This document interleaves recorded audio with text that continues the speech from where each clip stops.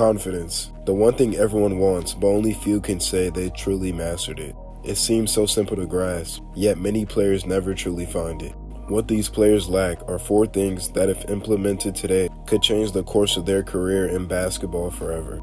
If you are one of these players, make sure to stay tuned to see how you can truly master confidence.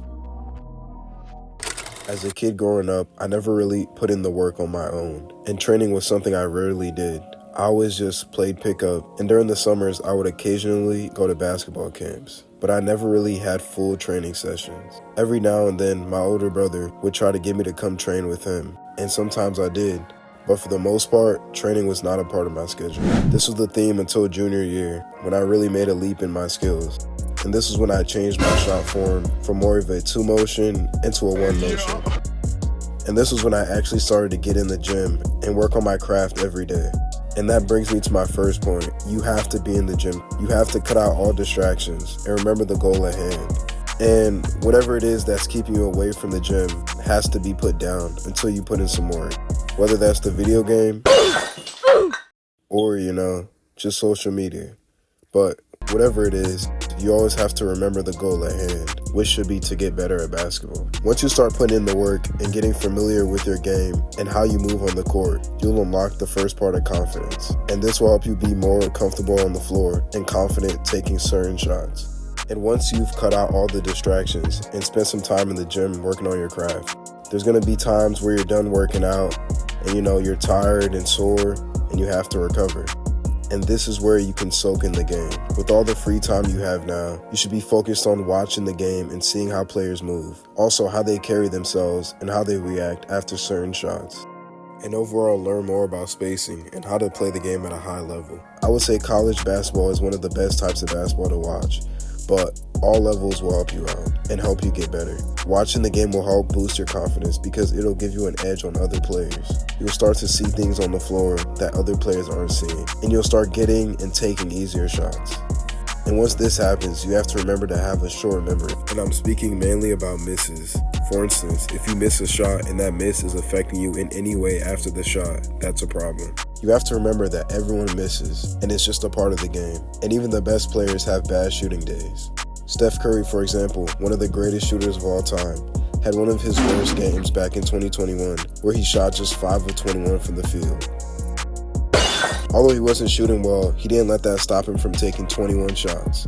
And this is the mindset you need to have when you start to miss a little more than usual. You have to always remember that the next shot could be a make. And this is what Steph had to say after the game. We weathered the storm tonight. Obviously, I played like trash, shot the ball terribly.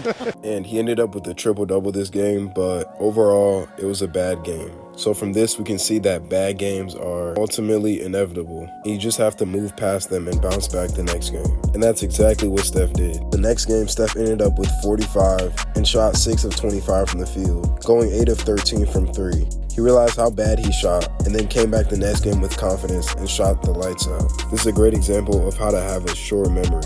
And once you have a short memory, now you have to remember who you do it for. Why do you play the game? Why do you love it so much?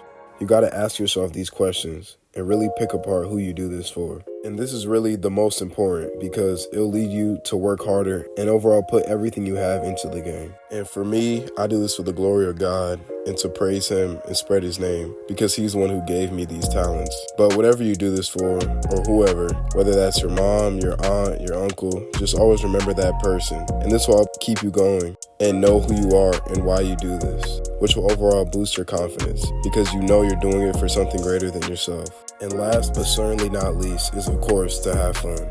It's the reason people love it so much, and everybody playing it should be having fun. So no matter how much of a burden it might feel like to learn plays, deal with coaches, and overall play without feeling like you hurt your team, always remember to have fun because that's the whole reason you play the game.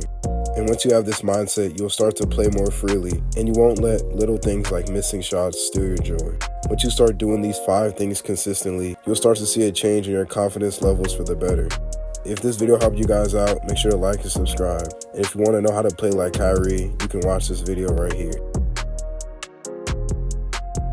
Be not deceived, God is not mocked, for whatsoever man soweth, that shall he also reap.